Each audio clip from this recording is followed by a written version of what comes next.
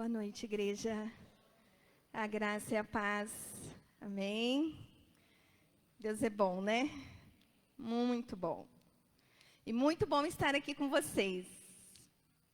Muito bom compartilhar, né, da palavra, compartilhar daquilo que Deus vem ministrando, daquilo que Deus vem fazendo, né? Então, assim, é muito gostoso estar com a igreja. Eu tenho um carinho muito grande pela Igreja de Cristo, porque eu sei que ela é a noiva.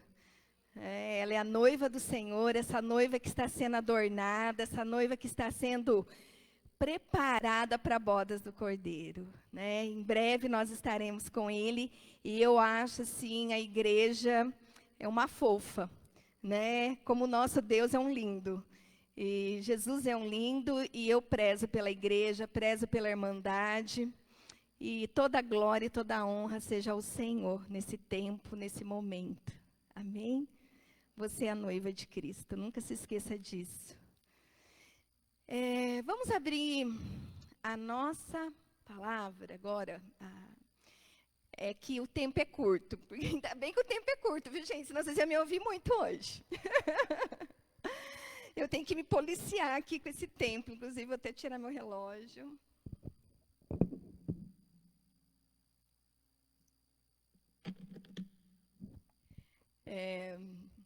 Nós vamos lá para Evangelho de João, capítulo 21, o último capítulo de João.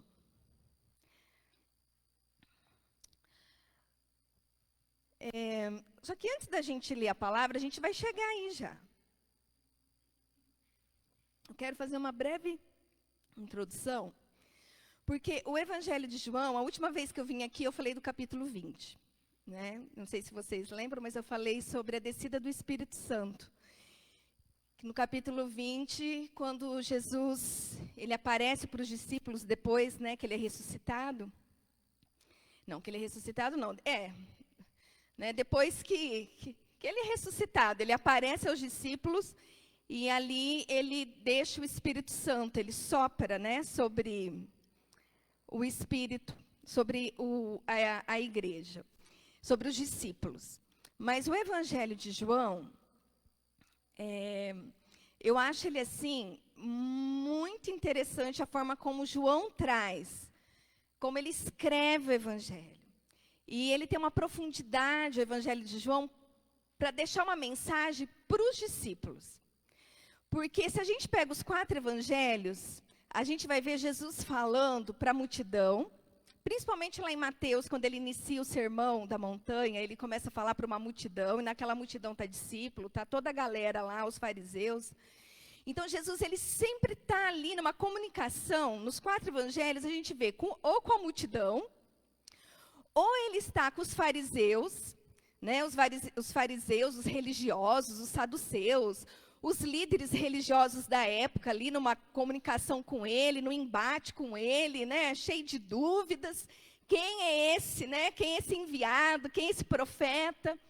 Aquela dúvida, aquelas perseguições. E os discípulos. E algumas pessoas em especial, que a gente vê Jesus curando, né? E o Evangelho de João deixa, assim, né, essas mulheres, como a mulher adúltera, aquele que estava lá no poço, que agora eu não lembro o nome dele, acho que era Simão, enfim. A gente vê essa comunicação, né, essa relação de Jesus com as pessoas. E aqui em João, ele deixa muito claro, João vem trazer muito de uma maneira linda. E o ano passado eu tive assim, uma oportunidade de detalhar João com algumas discípulas, e foi um tempo muito gostoso. E depois disso, eu discipulando minha filha também, nós abraçamos o Evangelho de João num foco de olhar para a identidade de Jesus, a relação de Jesus com o Pai e com as pessoas. E é lindo como João traz essa questão da identidade. E não é à toa que chega aqui, João 21, que é aqui que eu quero trazer a graça. Se eu pudesse dar hoje um título para a nossa palavra, seria o caminho da graça. Porque, em especial a Pedro, porque aqui no capítulo 21, ele aparece pela 3ª vez. depois da morte dele, para os discípulos.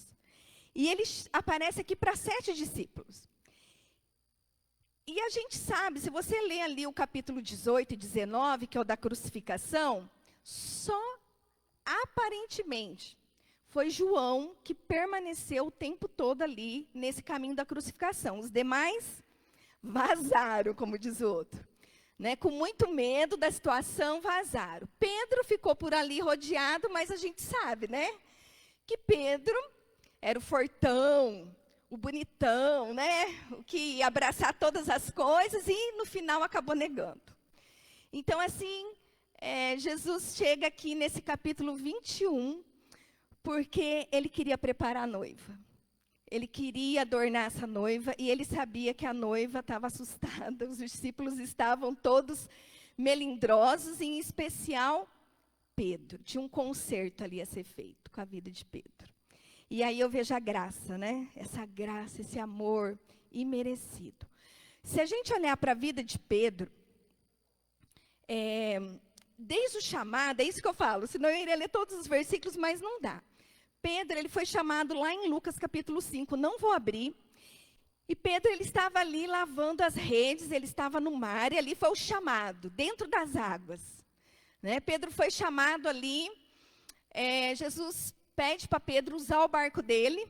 Pedro, você deixa eu entrar, capítulo 5, versículo 3, deixa eu entrar no seu barco, para me pregar aqui para as multidões. E Pedro deixa.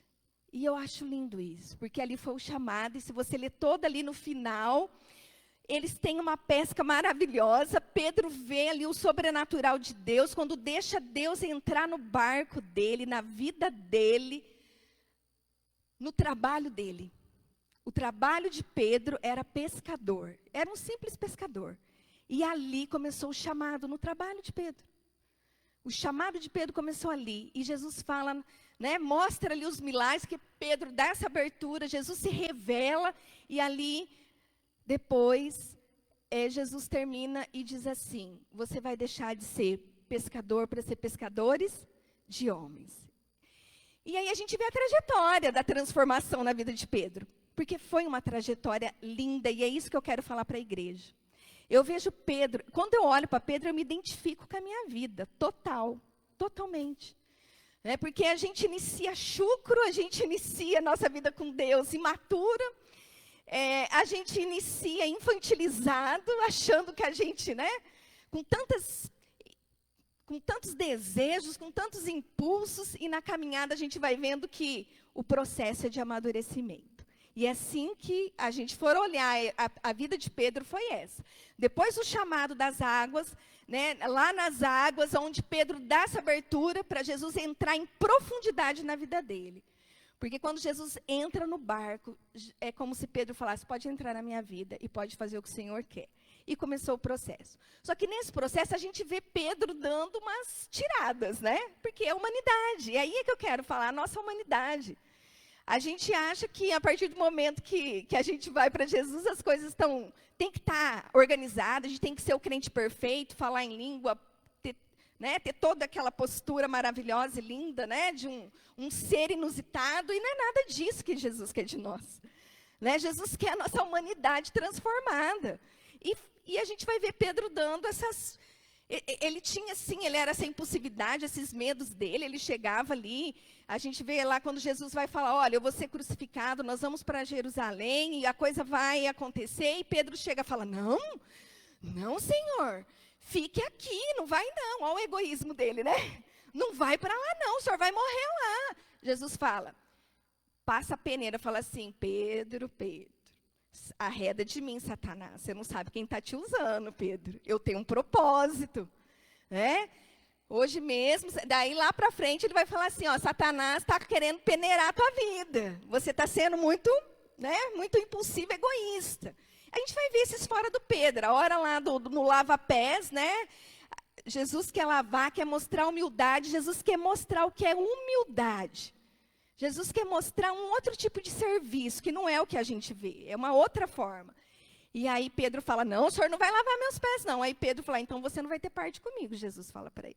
Aí Pedro, não, então me lava de cima e embaixo, o que é isso? Eu quero ter parte. Daí, então a gente vê assim, Pedro muito né? Muito humano, muito imaturo em algumas situações que eu acho que eu já fui tão... Eu sou Pedro. Eu sou Pedro nessas horas. Enfim, a gente vai vendo... Só que Pedro era o que a gente percebe assim, que é um dos discípulos que mais aparece. E é isso que João vai trazer aqui, né? Esse discípulo. E eu quero falar porque eu estou falando para uma igreja. Igreja, você é discípulo? Amém? Porque discípulo é muito diferente de ser da multidão. Discípulo é bem diferente de ser um religioso. Né? O discípulo é aquele que segue de perto o mestre, que segue de perto Jesus. Hoje, nós como igreja, a gente vai ser discípulo como? Né? Tem tantas formas. Hoje nós estamos aqui, em comunhão, em unidade, servindo a Ele, sendo discípulo. Mas é essa maneira intensa de nos entregarmos para Ele, através da direção da palavra, da oração, do louvor, da adoração, de uma maneira integral. Porque o discípulo, ele vai buscar essa integralidade, ele não vai ser partes, porque a multidão só quer milagre. A multidão só quer, né, a coisa resolvida. O discípulo vai caminhar lado a lado com o mestre, seja na alegria, seja na tristeza. Ele vai estar lá do lado do seu mestre em todo o tempo. Então, assim, a gente vê João trazendo isso e eu digo assim, eu penso, né, nisso tudo, que andar com Jesus está além de existir. Porque muitas vezes, até na vida, a gente só existe. Mas é viver. Viver é diferente de existir. E eu não sei, na fé, na vida com Deus, ou ali no seu dia a dia, você vive ou você existe. Então, assim, viver o sobrenatural. Foi isso que os discípulos estava tendo um sentido para a vida de Pedro, tudo aquilo, e para os demais discípulos. Tá, chega agora aqui, né, no capítulo 18, a gente vai ver de João, só que eu não vou ler, mas a gente vai ver ali, quando Jesus está sendo crucificado, e Jesus fala para ele, acho que é Mateus que vai falar, não, é Lucas que vai dizer, em Lucas e também João vai dizer, né, que Jesus fala para ele, Pedro, né, você vai me negar. Não, Senhor, eu vou dar minha vida por ti, eu vou com o Senhor para onde tiver que ir. E aí Jesus alerta ele, não é bem assim. E foi o que aconteceu. Todos nós conhecemos essa história, né? Que Pedro nega Jesus 3 vezes. Ali, quando Jesus foi ali preso, né, os soldados vieram, depois vieram uma mulher e veio uma outra pessoa e Pedro fala, não, eu não conheço. Ele nega totalmente. E nessa hora a gente vê assim, Pedro sendo tomado, literalmente tomado por um medo, por uma angústia. Um medo humano, o medo da morte, porque ele estava correndo perigo de morte. Hoje, o que é que mais está pairando sobre a sociedade? Que medo? O medo da morte. Né? Nós estamos num tempo mais ou menos assim, de angústia e de morte. E era assim esse cenário que estava Pedro. Pedro não deu conta daquilo tudo. Primeiro, ele já não queria perder o mestre, porque o mestre era a proteção da vida dele. Imagine você perder uma pessoa que é a sua proteção, que você apostou todas as suas fichas, você deixou tudo para andar com ele e de repente saber que você vai perdê-lo? É difícil. Eu me coloco no lugar de Pedro. Tinha uma imaturidade aí, que é isso que eu quero trabalhar com vocês hoje. Algo a ser desenvolvido. Era um amor ainda muito imaturo. Naquela hora, não tem um versículo que fala que o verdadeiro amor lança fora todo medo? Aqui, o medo de Pedro lançou o amor fora. Foi ao contrário. Na hora desse medo, que Pedro se viu, ali, eu posso morrer, meu mestre vai morrer, eu nego. E a gente nega, hoje a gente vê, a negação é um mecanismo de defesa psicológico. A gente vê hoje a sociedade muitas vezes negando essa pandemia, negando a morte. As pessoas, quando alguém tá doente, fica ali querendo negar aquela situação, a situação está difícil e está negando a realidade. Eu não digo nem da morte, tanta situação difícil, que às vezes as pessoas passam e elas negam. Não, está tudo bem. Está tudo bem? Então tá bom. Mas a pessoa está negando o problema. E Pedro, ali foi uma defesa dele. Jesus teve misericórdia daquilo tudo. Chega aqui no capítulo 21, agora a gente vai ler ele. Amém? Aí, diz assim, depois disso, tornou Jesus manifestar-se aos seus discípulos juntos do mar de Tiberíades. E foi assim que ele se manifestou. Estavam juntos Simão Pedro, Tomé, chamado Dídimo, Natanael, que era de Caná da Galileia, os filhos de Zebedeu, e mais 2 dos seus discípulos. E disse-lhes, Simão Pedro, vou pescar. Disseram-lhe os outros, também nós vamos contigo. Saíram e entraram no barco, e naquela noite nada apanharam. Gente, isso tudo aqui, esse cenário todo é muito parecido no chamado de Pedro. Se a gente não leu Lucas 5, mas é a mesma coisa. Pedro não tinha pegado nenhum peixe lá em Lucas 5. E quando Jesus falou, lança as redes, né, ele pega. E aqui vai acontecer o mesmo cenário. Mas, ao clarear da madrugada, estava Jesus na praia. Todavia, os discípulos não reconheceram que era ele. E aqui eu lembro do pastor Isnar, a semana passada, que a gente viu lá na escola dominical, que quando a gente for, né, ali passar pela morte, quando a gente vencer a morte, a gente vai ter um corpo novo, a gente vai ser transformado. E provavelmente Jesus aqui, ele não era mais o mesmo corpo, mas ele era Jesus de uma maneira ali talvez diferente, por isso que eles não reconheceram totalmente, mas ali na presença eles vão entender que era Jesus. Então vamos lá, no 5. Perguntou-lhe Jesus, filhos, tendes aí alguma coisa de comer? Responderam-lhe, não. Então lhes disse, lançai a rede à direita do barco e achareis. Assim fizeram e já não podia puxar a rede, tão grande era a quantidade de peixes. Aquele discípulo a quem Jesus amava, disse a Pedro, é o Senhor. Esse discípulo a quem Jesus amava é quem, gente? João. João disse assim, é o Senhor. E Simão Pedro, ouvindo que era o Senhor, cingiu-se com sua veste, porque se havia despido, e lançou-se ao mar. Mas os outros discípulos vieram no barquinho puxando a rede com os peixes, porque não estavam distante da terra, senão quase 200 côvados. Ao saltarem em terra, viram ali umas brasas, e em cima peixes, e havia também pão. E disse-lhe Jesus, trazei alguns dos peixes que acabastes de apanhar. Simão Pedro entrou no barco, arrastou a rede para a terra, cheia de 153 grandes peixes. E não obstante serem tantos, a rede não se rompeu. Disse-lhe Jesus, vinde, comei. Nenhum dos discípulos ousava perguntar-lhe, quem és tu? Porque sabiam que era o Senhor. Veio Jesus, tomou o pão e lhes deu, e de igual modo o peixe. E já era a terceira vez que Jesus se manifestava aos discípulos depois de ressuscitado dentre os mortos. Eu vou continuar depois aqui, mais uns 3 versículos, mas aqui eu quero dar uma pausa. Eu acho linda essa atitude de Jesus. Jesus, ele passou esse tempo, provavelmente foram 40 dias, para organizar a tua igreja. Para organizar a noiva, para a noiva dar continuidade. Porque esses discípulos eram as pedras fundamentais da igreja, que iria dar essa continuidade. E a gente sabia que eles estavam, talvez, vamos pensar, eles andaram com Jesus todo o tempo. Chega na hora do vamos ver, que era o dia da crucificação, eles com medo, sumiram. Você acha, como que estavam esses discípulos? Eles estavam se sentindo, será, corajosos? Vocês acham que eles estavam se sentindo bem? Será que se fosse nós lá, a gente estava em paz? A gente estaria em paz? Eles estavam com algo mal resolvido aqui. Tinha algo mal resolvido. E por isso que Jesus dá essa oportunidade. Porque Jesus dá essa oportunidade para nós quando nós falhamos. E é isso que eu digo, o caminho da graça, puramente a graça. Jesus vem com muito amor e ele chega assim, filhos, tem alguma coisa para comer aí?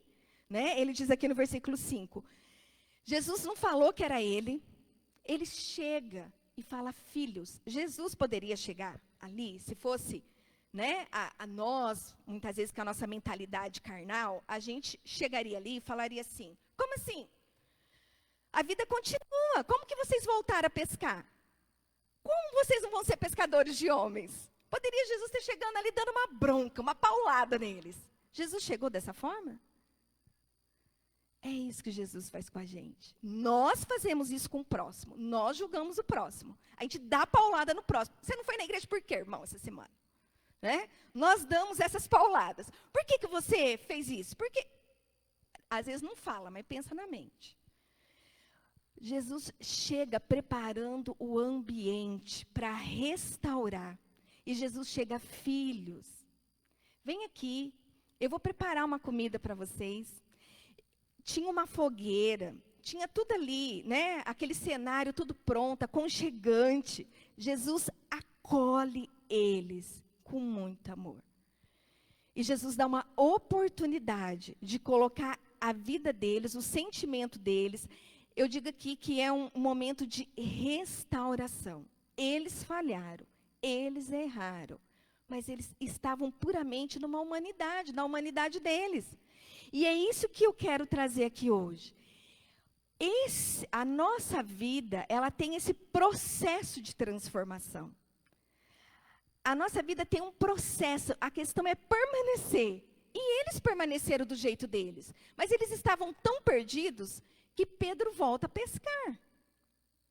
E nós fazemos isso quando a gente erra e quando a gente falha. O que a gente faz?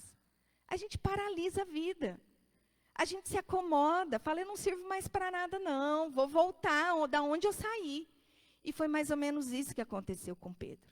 Pedro estava passando ali, né, pelo fogo da prova. Ele passou pelo fogo da prova quando ele nega.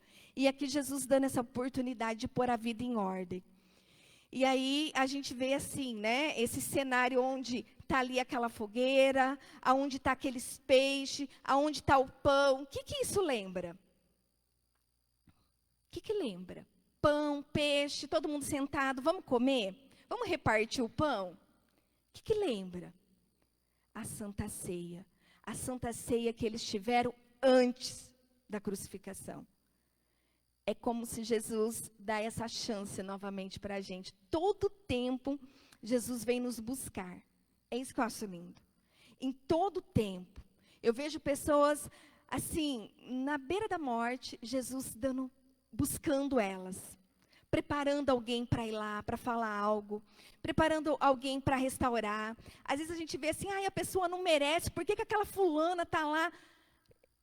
Deus preparou aquela fulana para ajudar aquele ser que não merece, ele não merece, mas Deus envia alguém para enviar amor. É isso que eu digo, Deus não desiste do ser humano. Deus não desiste, até o final ele dá chance para o ser humano se arrepender. Eu vejo nesses tempos, nesses dias difíceis, porque nós estamos vivendo dias de angústias, dias difíceis. Eu vejo Deus dando uma chance para o ser humano. Muitos talvez acham que isso é castigo, que isso é punição, que isso é não sei o quê. Tem suas fantasias, suas fábulas. E eu não vejo.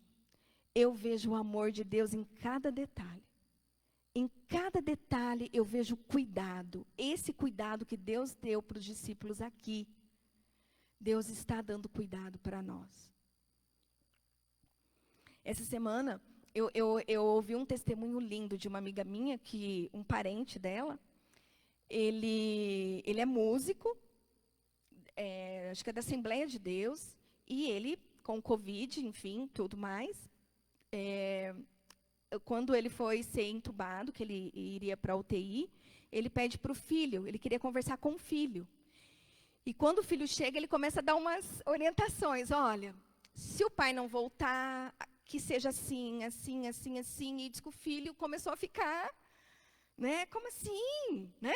Não quero, né, que você morra como Pedro. Vamos negar isso. Não vai acontecer morte aqui, não.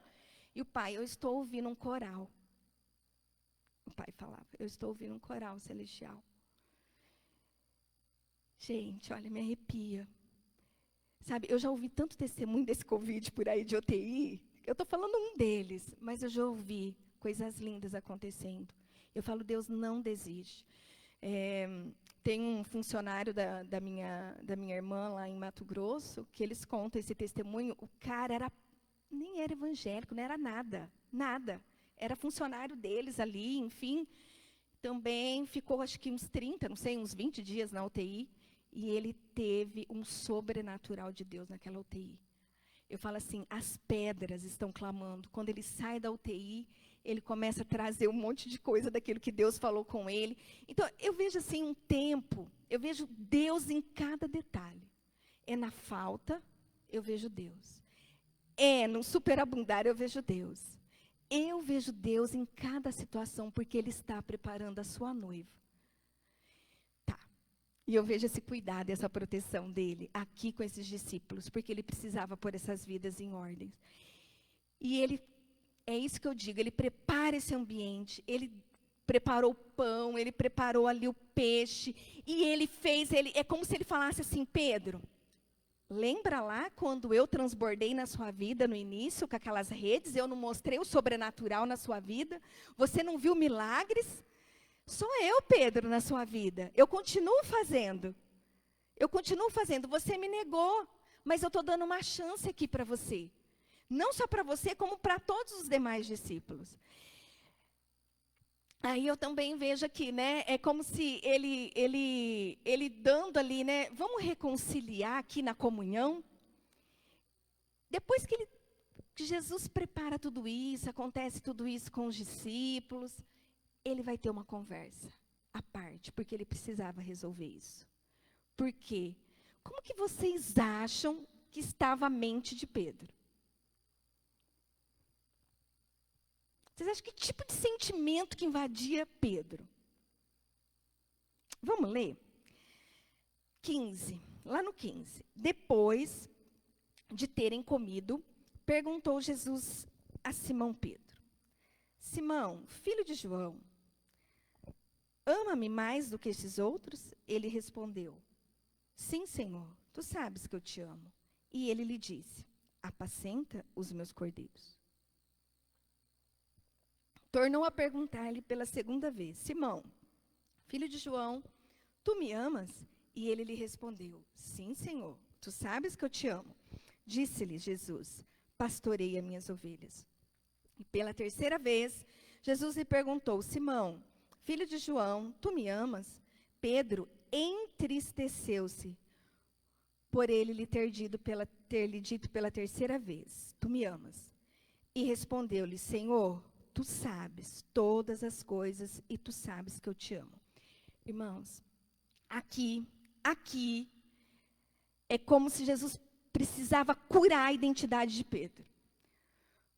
Jesus precisava ter uma restauração ali, uma reparação com Pedro, porque a obra dele precisava continuar. Se essa identidade não tivesse sido trabalhada, vocês acham que Pedro teria força para aguentar o trampo depois? Se as coisas não estivessem em ordem, integrada, porque aqui estava um caos na vida de Pedro. Pedro, com certeza, estava na culpa, perturbação de mente, na vergonha. Pedro estava nesse estado, tanto que ele pula lá do barco, né? Lembra quando Jesus fala que ele não conseguiu identificar que era Jesus. João falou assim, lá, Pedro é o mestre, é Cristo.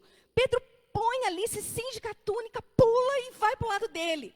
Muitas vezes, quando nós estamos na culpa, quando nós estamos na depressão, quando nós estamos na angústia, seja que raio de sentimento doido que pega, a gente precisa de alguém para apontar o caminho.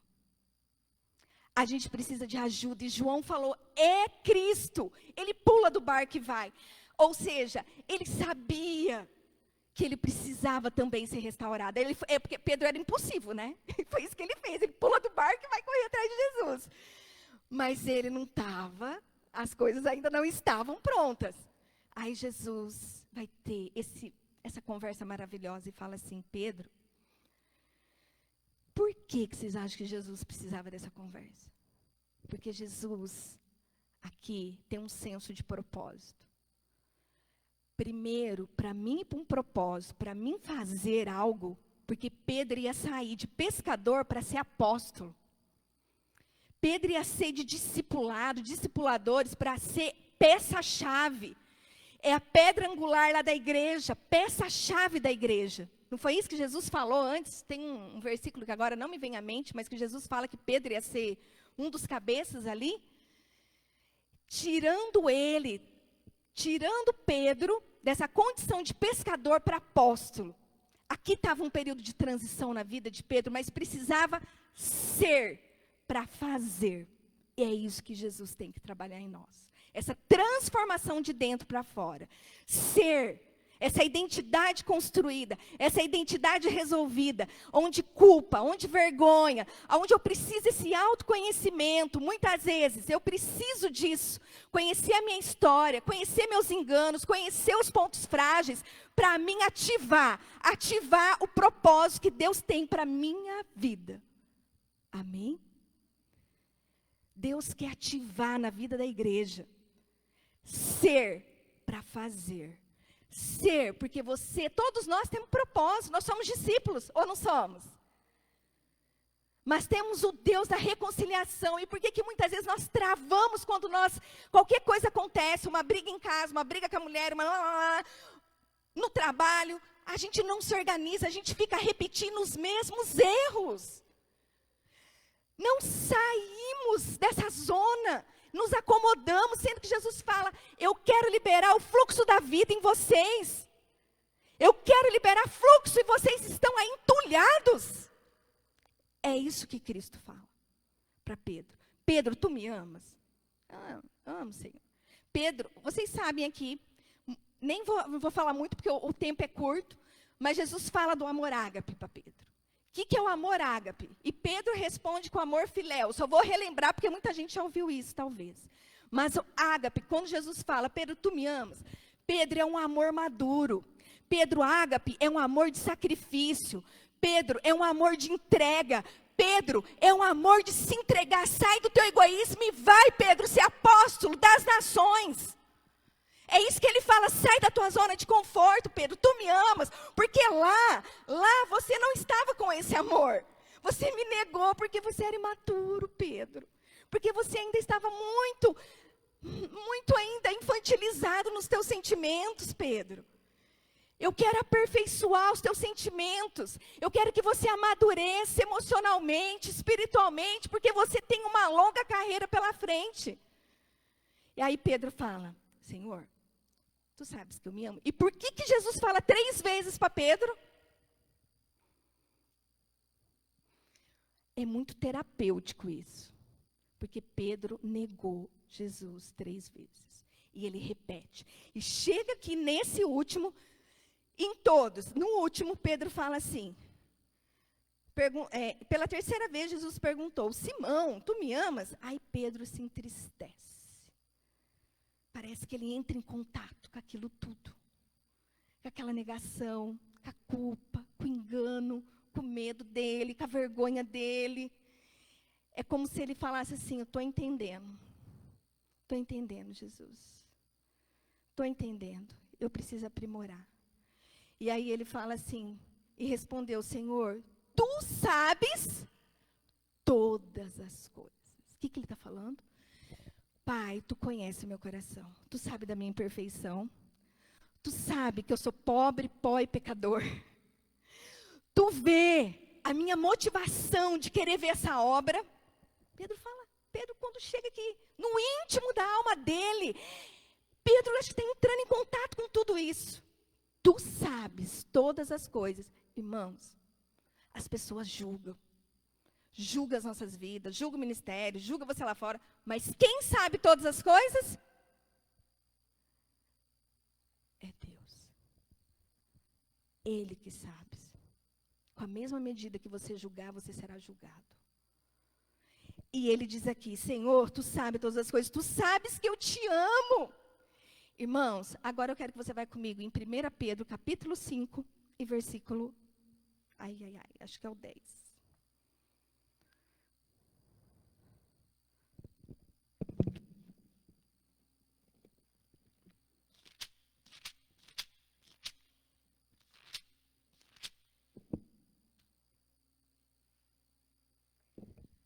Irmãos, nesse processo todo, não dá para mim falar tanto, mas a gente vai ver Pedro sendo amadurecido no amor. Se a gente for para Atos, a gente vai ver o quanto Pedro foi usado de maneira sobrenatural. Se a gente vê o desenrolar ali, né, Pedro teve que ser amadurecido, porque ele ainda era muito dogmático com a questão da religiosidade judaica. Lembram lá em Atos? Pedro teve que passar por essas transformações, entender a graça, porque ele recebeu a graça, ele recebeu o amor. Tanto que aqui, acho que é 2 Pedro 4, não vou abrir agora, mas ele fala que o amor cobre multidões de pecados. Vocês já ouviram? Lembra desse versículo?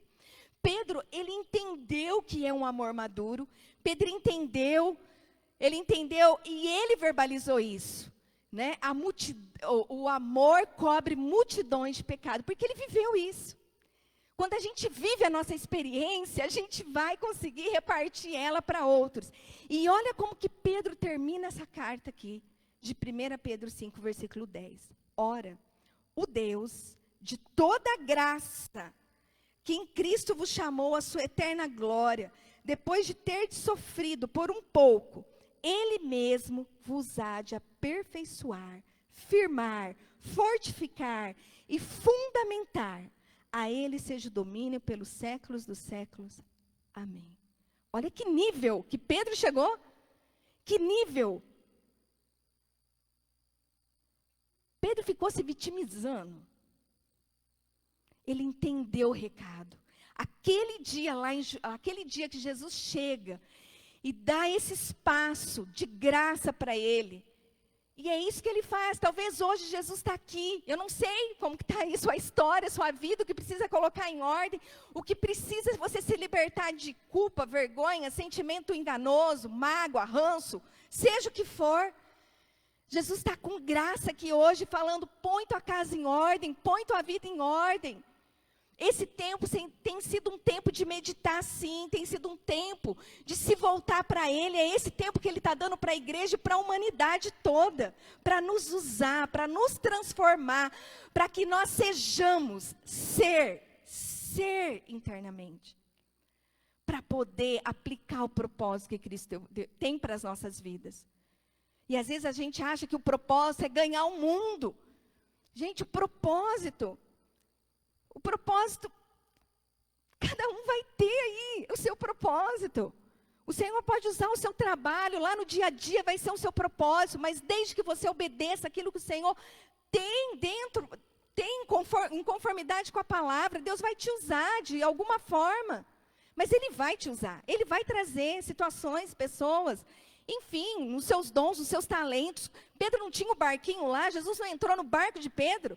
Aquele trabalho de Pedro foi o lugar onde Jesus se revelou para multidões. Às vezes Deus, com o nosso pouco, Deus vai se revelar para muita gente, de alguma forma. Mas uma coisa é certa, eu preciso ser transformado de dentro para fora. Eu preciso amadurecer esse amor. O verdadeiro amor lança fora todo medo. O verdadeiro amor lança fora toda dúvida. O verdadeiro amor lança fora, como eu disse essa semana ainda, no curso com as mulheres. Muitas vezes a plantinha de Satanás nas nossas vidas é lançar dúvida. Será que Deus me ama? Né? Quando ele chega para Eva e fala, ai Eva, por que você está aí, boba, né? Oh, come aí. Né, Pamela? Come aí. Será que Deus, né? Por que Deus não quer que vocês não comem? Aí a Eva já chegou a dúvida, né? A semente da dúvida. Ai, será que Deus é tão bom assim mesmo? Por que Ele me colocou aqui para ficar trabalhando para Ele? Né? E Eva foi impulsiva e comeu. E colocou a vida dela em jogo e da humanidade inteira. E o peso da culpa, do medo, da vergonha caiu sobre a vida dela. Mas aí tinha um plano B de Deus, que Ele falou da sua barriga aí, ó, do seu ventre, vai vir o Salvador. Ele vai pisar na cabeça da serpente.